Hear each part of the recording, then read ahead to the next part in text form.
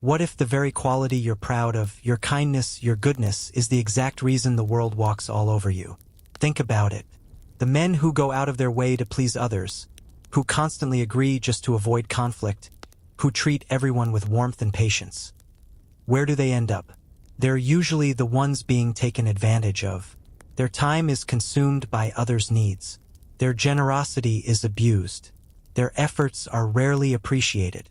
This is what I call the disease of blind goodness, or what modern thinkers label the nice guy syndrome. These men genuinely believe that if they are good enough, patient enough, and caring enough, people will reward them with respect. But reality is far more brutal. Society doesn't honor the endlessly kind. It bows to those who display strength, boundaries, and control. People don't admire goodness, they admire power. Weakness gives off a smell, an invisible signal that the world's opportunists can detect from a distance. When you lack boundaries, when you avoid confrontation at all costs, when you can't say no, you practically announce to everyone, "I am safe to use." And believe me, those who exploit others, the manipulators, the takers, the selfish, have a radar tuned to find men exactly like that. Niccolò Machiavelli understood this centuries ago. He knew that real strength isn't loud or violent. It's not about being cruel or heartless. True power is silent, patient, and calculated.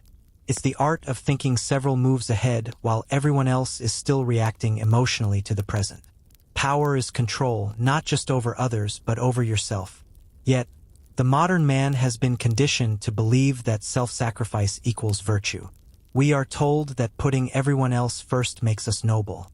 But no one tells you the truth, that people interpret unconditional kindness as opportunity. When you constantly help, they start seeing you as a tool, not a person. When you always listen, they start dumping their burdens on you because it costs them nothing. Human nature is inherently self-centered. Most people prioritize their own comfort over your well-being.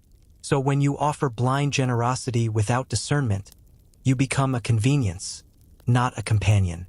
You turn into the guy people only remember when they need something.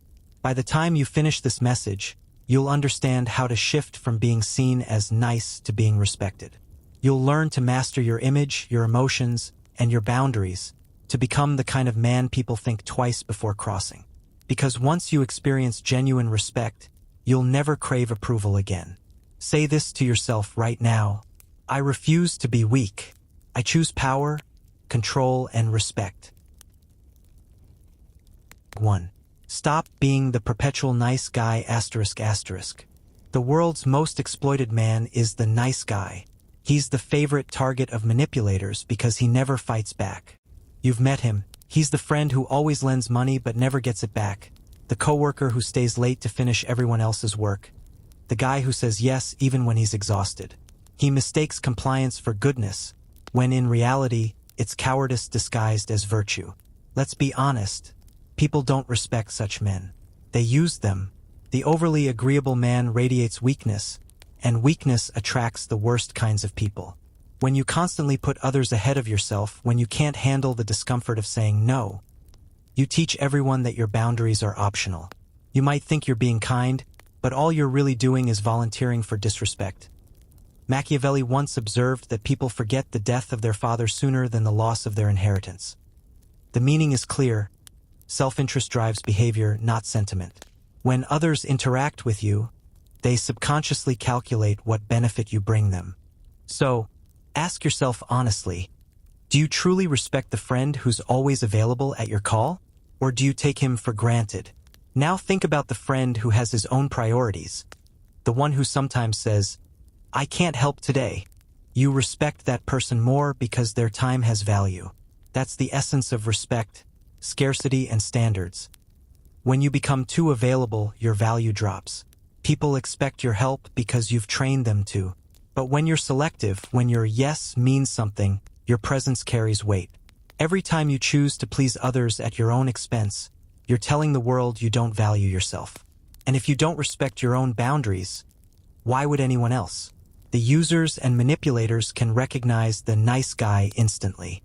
He's the one who avoids confrontation, who gives without being asked, who apologizes for existing. They know he'll keep giving because he's addicted to approval.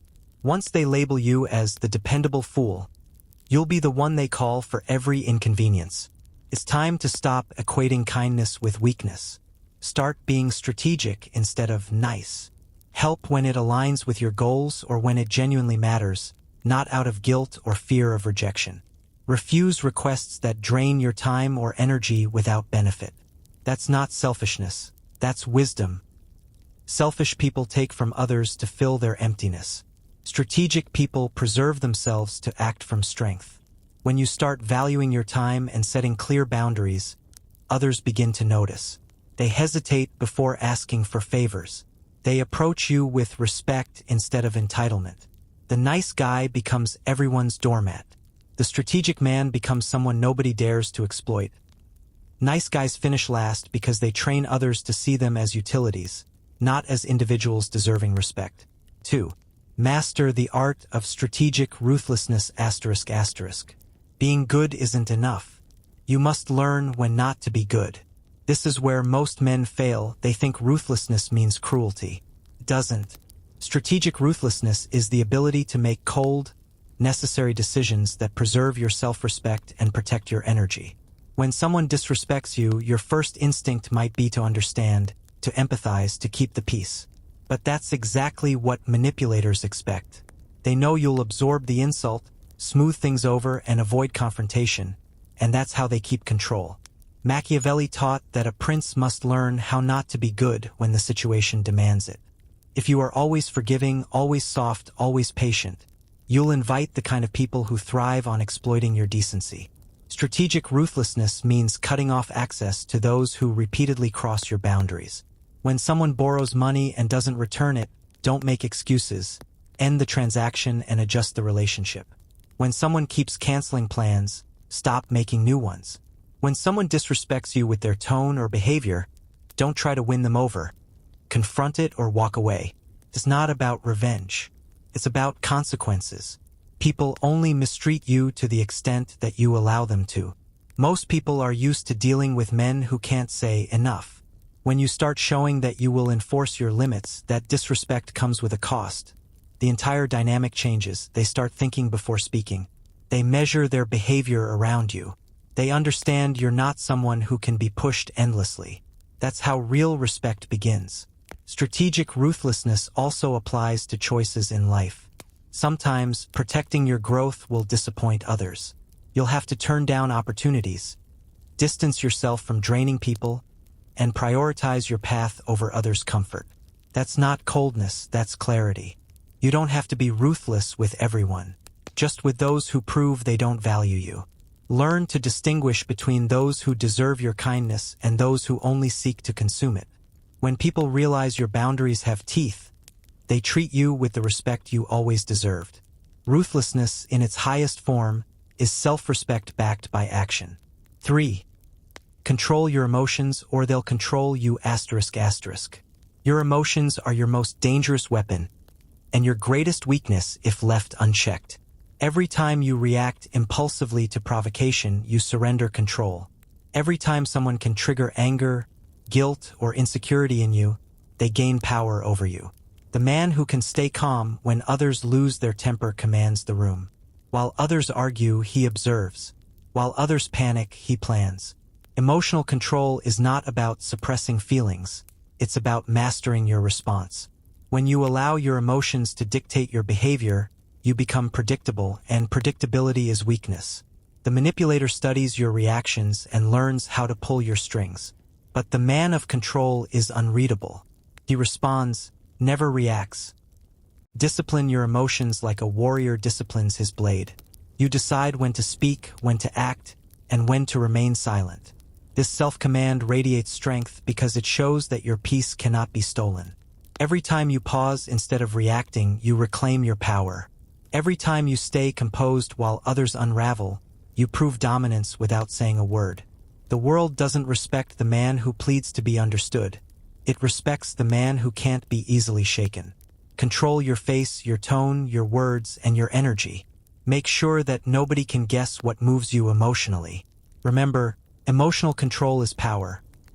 The calm mind always wins because it makes decisions from clarity, not chaos. If you want real respect, Stop begging for it. Stop giving your time, effort, and energy to those who don't deserve it. Build a reputation that says, "I'm not here to please. I'm here to lead." People respect consistency, not kindness. They respect conviction, not compliance. The man who can combine empathy with strategy, calmness with firmness, and compassion with control, that man becomes untouchable. So repeat this to yourself, not as a wish, but as a declaration. I refuse to be weak. I choose strength. I choose discipline. I choose power. Asterisk asterisk. What most people call emotional mastery is not the absence of feeling but the deliberate choice about how those feelings steer your behavior. It's the difference between experiencing an emotion and letting it hijack your decisions. Feeling anger, hurt, or excitement is human. The skill lies in selecting your response with intent rather than reflex.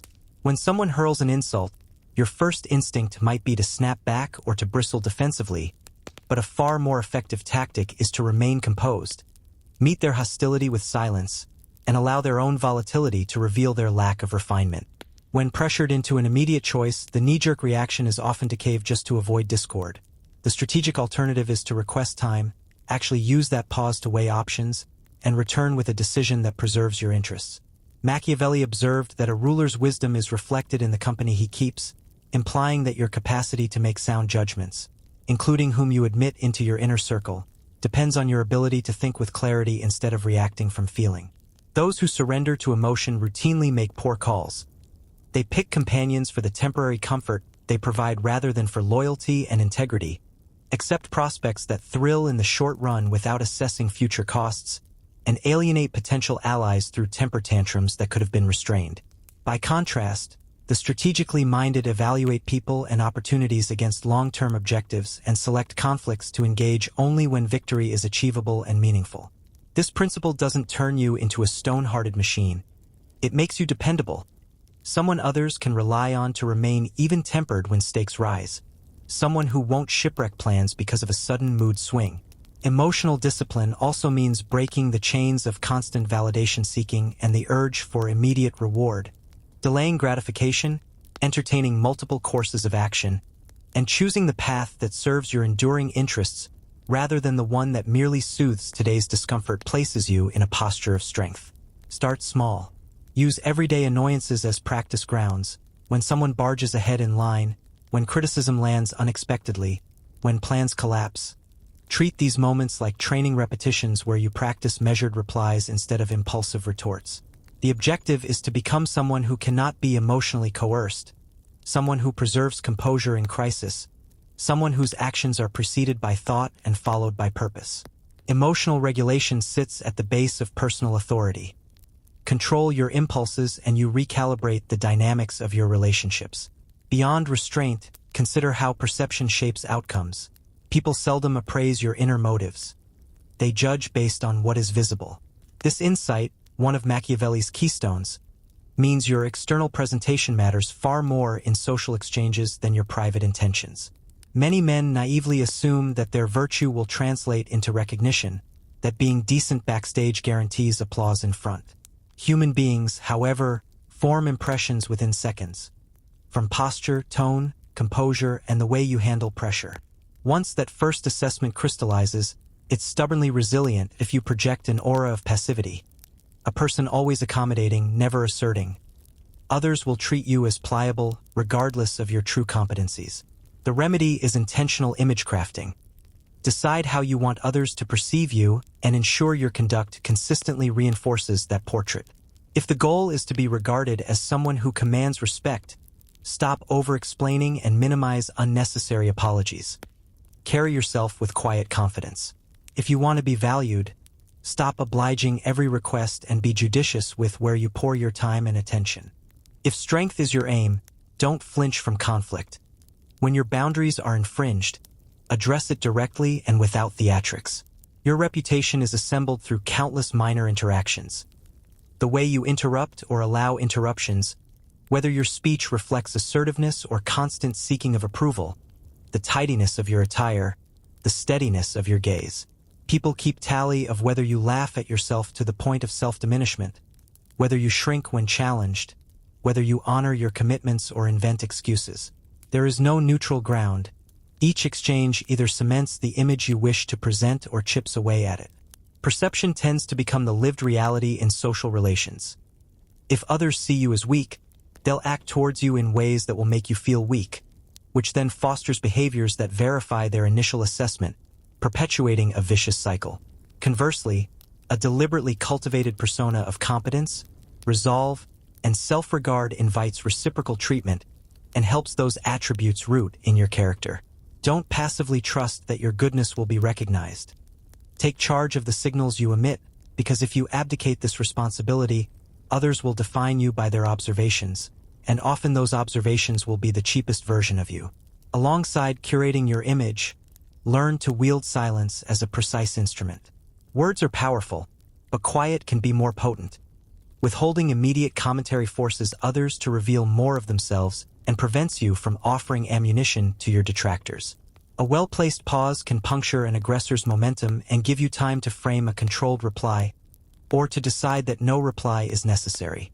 Silence denies the other person the satisfaction of immediate reaction from you. It preserves your energy and compels them to confront their own words. When someone attempts to bait you, a single, calm look or a deliberately delayed response is often more impactful than a heated debate. Make silence part of your toolkit. It amplifies your presence and signals that you are not at the mercy of every provocation. Build rituals around emotional stewardship. Cultivate micro-habits that anchor you when provoked. A measured breath, a brief mental inventory of consequences, or a prearranged phrase that buys time. Strengthen your capacity to sit with discomfort without capitulating to it. Train your mind to evaluate whether an emotional reaction will advance your goals or merely gratify a temporary urge. Over time, choosing the latter less often will widen your sphere of influence because others will learn that your actions are deliberate and rarely impulsive. The strategic actor is patient. He invests in long-term leverage rather than short-lived approval. Be intentional about your circle. Invite into proximity those whose character aligns with reliability and mutual uplift, and distance from those who repeatedly trade on your kindness. Your inner cadre determines the quality of decisions you will make. Surround yourself with people who challenge you to be better, not those who comfort you into stagnation. When faced with contentious choices, map them against a clear set of standards. Does this action protect my dignity? Does it move me toward the life I want? Will it preserve resources I need to grow? If the answer is no, refuse politely but firmly. Embrace discipline. It is the backbone of consistency and the antidote to the erratic swings that squander reputation. Mastering emotion does not dehumanize you. Rather, it humanizes you on a superior plane, someone whose feelings inform choice but do not dictate destiny.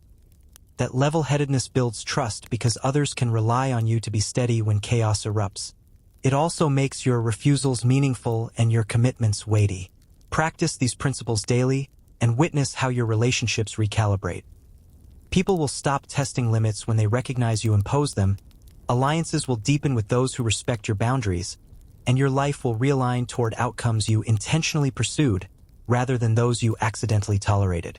In short, govern your feelings with purpose, shape your image with intent, employ silence as strategy, and curate your company. Do this and you will transform the raw material of emotion into the engine of influence and dependable leadership. The power of controlled silence, strategic usefulness, and unpredictable strength ***. We live in an age where noise has become the new language of insecurity. Everyone talks, endlessly explaining, defending, justifying, hoping that by speaking more, they will be understood more. But the truth is inverted. The more you talk, the less powerful you appear. Silence has become the rarest, and therefore the strongest currency in human interaction.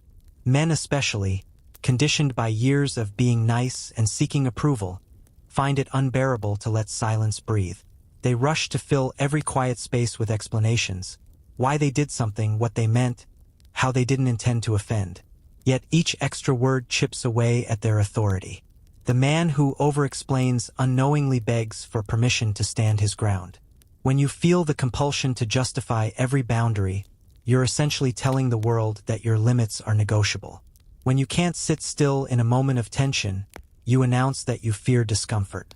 But the man who wields silence as a tool doesn't fear the void, he controls it. Strategic silence has three distinct powers. First, it projects depth. A measured pause before speaking signals that your words are deliberate, not impulsive. When someone asks a question and you take a breath before answering, they sense that you think before you react, and that instantly commands respect. Second, silence is a mirror that makes others reveal themselves. People can't stand stillness. They fill it nervously with words, often giving away thoughts, emotions, or intentions they never planned to expose. You learn more from what people say in silence than in speech. And third, silence can punish without aggression. When confronted by disrespect or manipulation, responding with nothing, just calm, unbroken eye contact, forces the offender to confront their own discomfort. Your quiet becomes their judgment. Machiavelli once wrote, "The promise given was a necessity of the past. The word broken is a necessity of the present." The wise understand that timing is everything. Sometimes the most intelligent move isn't to argue or explain, but to withhold. When someone makes a demand you don't agree with, don't rush to justify your no. Just say, "I'll think about it," and then, nothing. Let the silence do the heavy lifting. They'll scramble to justify why their request is reasonable, exposing the weakness in their argument. When pressured for a quick decision, don't respond emotionally. Say, "I'll consider it," then pause. The silence that follows isn't awkward, it's power. It shows you aren't a puppet of urgency. You make choices at your own pace. When criticized unfairly, resist the urge to explain or defend. Let your stillness challenge the accuser's confidence. Silence has a strange way of making people question whether they've gone too far. And beyond all strategy, silence breeds mystery. Humans are drawn to what they can't easily read. When you reveal less, you invite curiosity. The less you say, the more they want to know. But silence doesn't mean isolation. It doesn't mean arrogance or coldness. It means choosing your words as if each one costs something. Because it does, your energy, your time, your control. Speak rarely, but speak with purpose. Make pauses a part of your language. When you do talk, people will listen, not because you demand attention, but because you've earned it. When you stop wasting words, your opinions gain weight. Your yes and no become final, not open invitations for debate. Silence, when mastered, commands respect, builds intrigue, and reveals strength. Use it like a weapon, quiet but precise. Be useful, never harmless. There's a world of difference between being useful and being harmless. One builds respect, the other breeds exploitation. A useful man improves his surroundings, he solves, he leads, he contributes. A harmless man avoids friction. He obeys, he yields, he disappears when things get hard. The world praises harmlessness as goodness, but that's a dangerous lie. Harmless men don't create peace. They merely postpone conflict until it grows out of control. People admire the useful because they add value. They exploit the harmless because they know there will be no resistance. Machiavelli once warned, "The lion cannot protect himself from traps, and the fox cannot defend himself from wolves. One must therefore be a fox to recognize traps, and a lion to frighten wolves." To be respected, you must combine intellect with force, cunning with courage. Being useful means offering competence, knowledge, and capability. It means you bring something of worth, so people need you, not because you're agreeable, but because you're effective. Being harmless means surrendering your strength in the name of comfort. It means staying silent when injustice happens, avoiding confrontation when boundaries are crossed, pretending not to notice disrespect. A harmless man believes he's virtuous because he avoids trouble, but in truth, he enables it. By never standing up to wrongdoing, he becomes an accomplice to it. When someone is mistreated and you remain silent because it's not your problem, you're not being good, you're being harmless. When people misuse your kindness and you tolerate it just to keep peace, you're not being kind, you're being cowardly. When you watch bad decisions unfold and bite your tongue to avoid looking negative, you're not being supportive, you're being weak. People don't rely on harmless individuals, they use them. They know that when the storm hits, the harmless man will vanish. But the useful man? He stands his ground. He tackles the hard tasks, says what others avoid, and makes difficult choices that move things forward. Sometimes being useful means delivering hard truths. Sometimes it means setting boundaries that disappoint. Sometimes it means choosing sides when neutrality is just another form of fear. Useful men are trusted because they handle pressure. Harmless men are pitied because they crumble under it. If you want to be respected, stop aiming to be liked. Start aiming to be reliable. Become the man people can count on to do what's right, even when it's unpleasant. Those are the men history remembers. The world doesn't need more harmless souls. It needs capable ones. Harmless men are invisible. Useful men are indispensable. Choose usefulness over approval, and watch how your presence begins to matter. Master the art of unpredictability ***. Predictability is a leash. The moment others can foresee your reactions, they can manipulate them. People who always respond the same way, always agreeable, always compliant, always defensive, become easy to control. Unpredictable men, however, are respected because they are unknown quantities. You can't game someone whose reactions are based on thought rather than habit. Machiavelli said, "He who wishes to be constant in success must change his conduct with the times." Flexibility, not stubbornness, is the secret to dominance. Being unpredictable doesn't mean being erratic or unreliable. It means being strategic. It means refusing to operate on autopilot. Every situation deserves a fresh analysis, not a recycled reaction. When someone asks you for a favor, sometimes say yes, sometimes say no, sometimes say nothing. Keep them guessing, not to manipulate them, but to remind them that your time and energy are yours to allocate. When someone pressures you, sometimes push back, sometimes walk away, sometimes ask them why they're in such a hurry. Make them earn your decision instead of assuming it. When someone tries guilt, sometimes acknowledge it, sometimes laugh at it, and sometimes expose it for what it is, an emotional weapon. When someone plays disappointed, don't immediately apologize. Sometimes their disappointment is a mask for manipulation. This unpredictability keeps others cautious. They stop taking your reactions for granted. They start engaging with your mind instead of playing your emotions. It also makes your yes far more valuable. When people know you can say no, your agreement becomes a reward, not a default.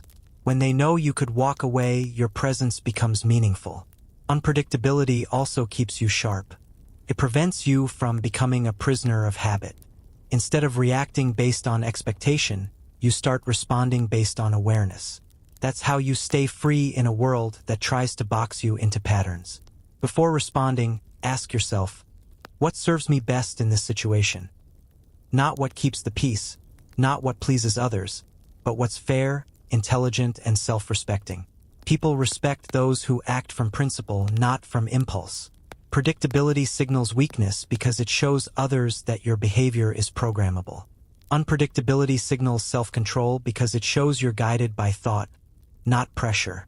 Most men never understand this. The world doesn't reward goodness. It rewards strength. It rewards those who know that respect is earned through standards, not submission. You don't need to be cruel to be powerful. But you must understand that goodness without boundaries isn't goodness. It's impotence disguised as virtue. Real strength is silent. Real respect is earned through restraint. Real power is the ability to master your emotions, your image, and your responses so no one else can. These principles, silence, usefulness, unpredictability, aren't about domination. They're about sovereignty. They turn you from someone who reacts into someone who decides. People will always treat you according to the limits you set. If you show them that your boundaries are negotiable, they'll test them. If you show them that your time is cheap, they'll waste it. But if you demonstrate that you value yourself, that you walk away from disrespect, that your silence carries weight, everything changes. Stop trying to be the nice guy who explains everything. Start being the man whose calm presence commands attention. Be useful, not harmless. Be quiet, not invisible. Be unpredictable, not unstable.